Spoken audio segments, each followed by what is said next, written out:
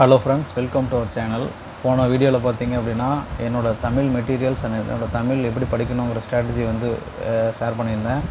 அதில் நிறைய பேர் கமெண்ட் பண்ணியிருந்தீங்க, எப்படி படிச்சிங்க, இதில் இத்தனை சோர்ஸஸ் படிக்கணுமா, ரொம்ப இம்பார்ட்டண்ட்டாக, இதிலேருந்து கொஸ்டின்ஸ் வந்துச்சா, நீங்கள் எப்படி ப்ரிப்பேர் பண்ணீங்க, அதில் எல்லாமே கொஸ்டின்ஸ் ரிஃப்ளெக்ட் ஆச்சா அப்படின்னு சொல்லி நிறைய கேட்டிருந்தீங்க.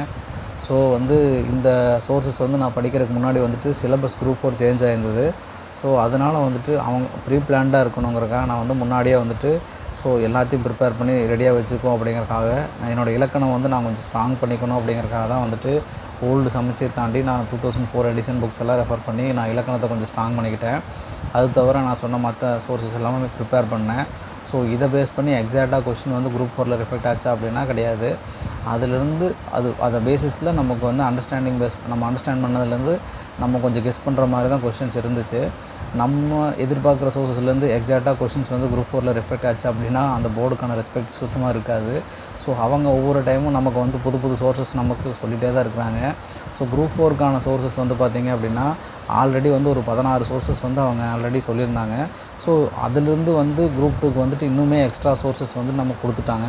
ஸோ ஒவ்வொரு டைமும் வந்து கொஸ்டின்ஸ் வந்து வேறு சோர்ஸஸ்லேருந்து வந்துக்கிட்டே இருக்குது. ஸோ ஸ்கூல் புக்லேருந்து நீங்கள் ஃபுல்லாக கவர் பண்ணால் கூட நீங்கள் ஒரு அட்லீஸ்ட் ஒரு 50% கொஸ்டின்ஸ் அல்லது 60% கொஸ்டின்ஸ் மட்டும்தான் நீங்கள் வந்து ஆன்சர் பண்ண முடியும். மீதியெல்லாம் பார்த்தீங்கன்னா நீங்கள் எவ்வளோ நாலேஜ் கெயின் பண்ணுறீங்க அப்படிங்கிறத பேஸ் பண்ணி தான் நம்ம கொஸ்டின்ஸ் ஆன்சர் பண்ண முடியும். ஸோ இதெல்லாம் வந்துட்டு இப்போ இருக்கிற இதுக்கு வந்து பார்த்திங்க அப்படின்னா ஸ்கூல் புக்ஸை நீங்கள் கவர் பண்ணிட்டு உங்கள் இலக்கணத்தை கொஞ்சம் நீங்கள் ஸ்ட்ராங் பண்ணிவிட்டு நெக்ஸ்ட்டு வந்துட்டு இங்கே கொடுத்துருக்கிற இப்போ நான் கொடுக்க போகிற இந்த சோர்ஸஸ் வந்து பார்த்துக்கோங்க. இதுலேருந்து வந்துட்டு நீங்கள் மேக்ஸிமம் ப்ரிப்பேர் பண்ணணும். ஸோ இதுலேருந்து தான் கொஸ்டின்ஸ் ரிஃப்ளெக்ட் ஆகும். ஸோ இதிலேருந்து வந்து கொஸ்டின்ஸ் ரிஃப்ளெக்ட் ஆகிறனால நம்ம வந்துட்டு எல்லாமே கவர் பண்ணி தான் நம்ம தமிழுக்கு வந்து நம்ம ஸ்கோரை வந்து பூஸ்ட் பண்ண முடியும். சிம்பிளாக வந்துட்டு நம்ம இந்த புக்கை படித்தா வந்துடுமா, அந்த புக்கு படித்தா வந்துடுமா அப்படின்னு கேட்டால் கண்டிப்பாக சொல்ல முடியாது. நீங்கள் நாலேஜ் வந்து இம்ப்ரூவ் பண்ணிக்கணும். நீங்கள் எல்லா பேசிஸ்லையும் கரெக்டாக இருக்கணும். உணர்ச்சி விதினா எந்த சொல் கொடுத்தாலும் நம்ம கரெக்டாக வந்துட்டு அதே ஒரு சொல் தான் கொடுப்பாங்க, நம்ம அதே தான் வந்து எக்ஸாமில் போட்டுடலாம் அப்படிங்கிறதெல்லாம் நீங்கள் நினைக்கக்கூடாது. ஸோ அவங்க எந்த சொல் வேணால் கொடுக்கலாம், இல்லை எந்த பேஸ் வேணால் கொடுக்கலாம். நம்ம அதுக்கான விதிகள் நம்ம கரெக்டாக தெரிஞ்சுருந்தோம் அப்படின்னா நீங்கள் எக்ஸாக்டாக ஆன்சர் பண்ண முடியும். ஸோ அதுக்கான சோர்ஸஸ் வந்து உங்களுக்கு காட்டுறேன். இப்போ இந்த குரூப் 4ல் கேட்ட சோர்ஸஸ்லேருந்து மறுபடியும் வந்து அப்டேட் பண்ணி குரூப் 2ல் அப்டேட் ஆகிருக்கும். ஸோ அந்த 16 சோர்ஸஸ் மட்டும் காட்டுறேன். நீங்கள் வந்து அதை கொஞ்சம் செக் பண்ணிக்கோங்க. அதில் வந்து கொஷின்ஸ் வரும். ஸோ பார்க்கலாம் இருங்க. அந்த 16 சோர்ஸஸ் பார்த்திங்க அப்படின்னா ஃபஸ்ட்டு வந்து இளங்குமரனார் தமிழ் வளம். இந்த இளங்குமரனார் தமிழ் வளம் அப்படிங்கிறதுல பார்த்திங்கன்னா 4th புக்கு இருக்குது. இளங்குமரனார் தமிழ் வளம் 4 அப்படிங்கிற புக்கிலேருந்து தான் இப்போ கொஷின்ஸ் வந்துட்டுருக்கு. ஸோ அந்த புக்குக்கான PDF வந்து இருக்குது. நெக்ஸ்ட்டு வந்துட்டு மரபு தொடர் அகர வரிசை, அதுதான் அடரடி படரடி இந்த மாதிரி பெருங்குழப்பம், வேலை பிசகு இந்த மாதிரி இதெல்லாம் வந்துட்டு பார்த்திங்கன்னா அதுலேருந்து தான் வந்தது. மயங்கொலி சொல்லகராதி, மயங்கொலி சொற்கள் உங்களுக்கு தெரியும். அந்த லெட்டர்ஸ் வந்து 8 லெட்டர்ஸ் இருக்கும். அதுக்கான மயங்கொலி சொல்லகராதியிலேருந்து வந்திருக்கு. பழமொழி 400 பார்த்திங்கன்னா 2 புக்ஸ் இருக்குது. புலியூர் கேசியின் உரையாண்டு இன்னொரு புக் இருக்குது, அது வந்து நமக்கு இருக்குது.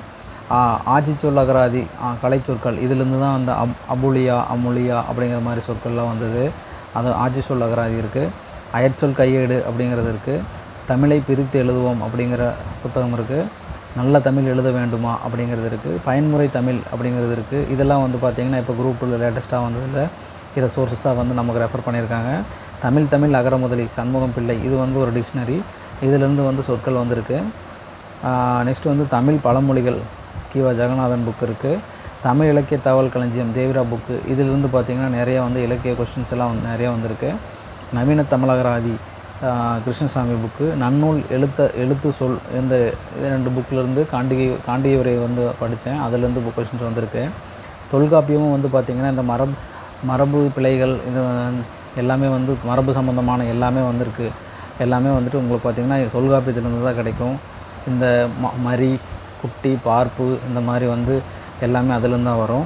இந்த மாதிரி வந்து 16 சோர்ஸஸ் வந்து நமக்கு ரெஃபர் பண்ணியிருக்காங்க. இது முடிஞ்சால் நீங்கள் ஸ்க்ரீன்ஷாட் எடுத்து வச்சுக்கோங்க. இதுக்கான PDFs வந்து நான் டெலிகிராம் லிங்க்கில் ஷேர் பண்ணுறேன்.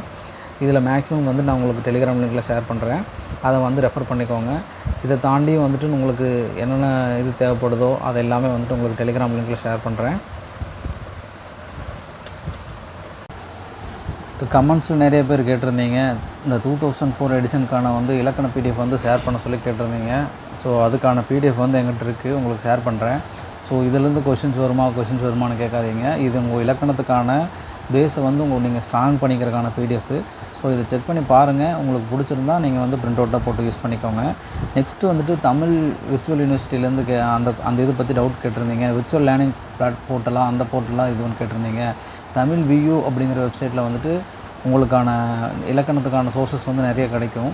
நீங்கள் ஏதாவது வந்து கூகுளில் தேட ஆரம்பிச்சிங்க அப்படின்னா அது சோர்ஸஸ் வந்து தமிழ் வியூ அப்படிங்கிற வெப்சைட்டுக்கு போச்சு அப்படின்னா நீங்கள் அதுலேருந்து டேரெக்டாக ரெஃபர் பண்ணி நோட்ஸ் எடுத்துக்கிட்டீங்க அப்படின்னா அது ரொம்ப யூஸ்ஃபுல்லாகவே இருக்கும்.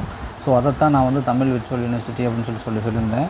நெக்ஸ்ட்டு வந்துட்டு டெஸ்ட் எப்படி ப்ராக்டிஸ் பண்ணீங்க அப்படின்னு சொல்லி கேட்டீங்க. நீங்கள் டெஸ்ட்டு வந்துட்டு ஒவ்வொரு டைம் எழுதுனா அப்படின்னா அதை வந்துட்டு நீங்கள் அனலைஸ் பண்ண கற்றுக்கணும். அதை அனலைஸ் பண்ணாமல் நீங்கள் அடுத்த டெஸ்ட்டுக்கு போனீங்க அப்படின்னா அதே டெஸ்ட்டு கொஷினை கொடுத்தா கூட உங்களால் வந்து எந்த ஸ்கோரும் பண்ண முடியாது. ஸோ டெஸ்ட்டு ப்ராக்டிஸுங்கிறதும் அனலைசிங்கிறது ரொம்ப ரொம்ப முக்கியம். ஸோ அது வந்து உங்களுக்கு தனியாகவே சொல்கிறேன். நெக்ஸ்ட்டு வந்து கலைச்சொற்கள் நீங்கள் எதை ரெஃபர் பண்ணீங்க அப்படின்னு சொல்லி கேட்டிருந்தீங்க. இந்த சோர்ஸஸ் ஆல்ரெடி சொல்லியிருந்தோம் பார்த்தீங்களா, அதில் தான் மேக்ஸிமம் நமக்கு வந்து கலைச்சொற்கள் எடுக்கிறாங்க. ஸோ அதையும் ரெஃபர் பண்ணாலே உங்களுக்கு போதுமானது. நெக்ஸ்ட்டு வந்துட்டு ஒரு நாளைக்கு வந்துட்டு எவ்வளோ டைம்ஸ் படிக்கிறீங்க அப்படின்னு மாதிரி கேட்டிருந்தீங்க. ஒரு 8 to 10 ஹவர்ஸ் வந்துட்டு நீங்கள் கான்ஃபிடென்ட்டாக வந்துட்டு ஃபுல் ஃப்ளெஜ்டாக உட்காந்து ப்ரிப்பேர் பண்ணிட்டீங்கன்னா கூட போதும். ஸோ அதுவே உங்களுக்கு எனக்கு தெரிஞ்சு போதுமானது. ஸோ மற்ற டைம் வந்துட்டு நீங்கள் உங்களோட ரொட்டீன் ஒர்க்கை கூட பார்க்கலாம். நெக்ஸ்ட்டு வந்துட்டு ஹவுஸ் ஒய்ஃப் எப்படி ப்ரிப்பேர் பண்ணுறது அப்படிங்கிற மாதிரி கேட்டிருந்தீங்க.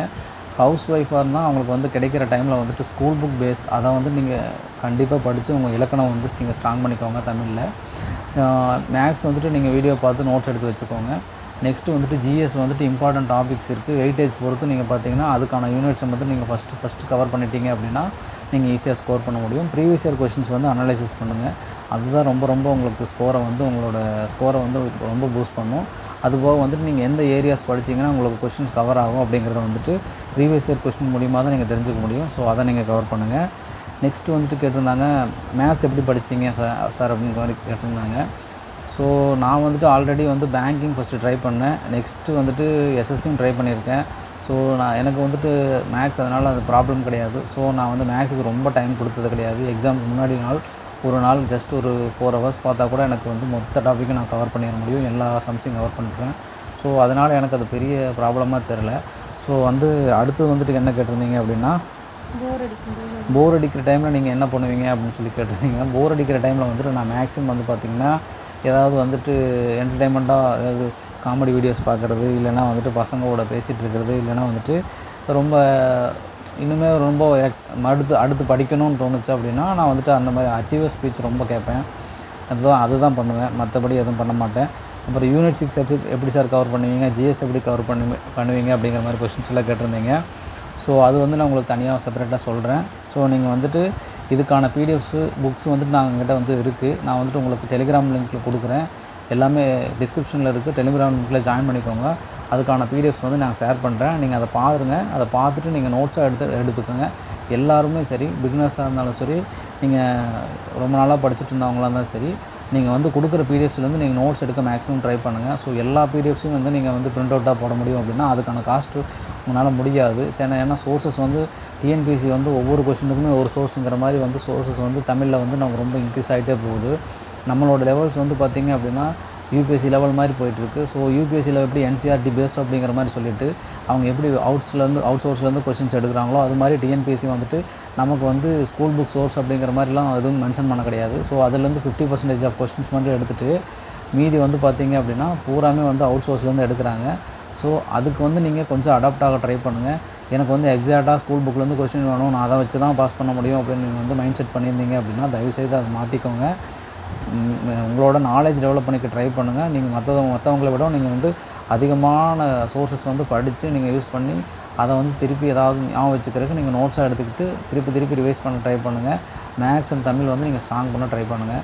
எப்படியும் வந்து அந்த 125 கொஸ்டின்ஸுக்கு 110 எபோவ் போட ட்ரை பண்ணிங்கன்னா தான் வந்து உங்களோட ஸ்கோர் வந்து பூஸ்டப் ஆகும். ஜிஎஸ்சில் வந்துட்டு உங்களால் வந்து மேக்ஸிமம் வந்து யாரை விடவும் வந்து போட முடியாது. ஏன்னா வந்து பார்த்திங்கன்னா அது எல்லாருக்குமே புதுசு தான். ஸோ ப்ளஸ் ஆர் மைனஸ் ஒன்று எல்லாருக்குமே இருக்க தான் செய்யும். ஒருத்தர் ஒன்று போட்டாங்கன்னா நமக்கு ஒன்று மைனஸ் ஆகும்.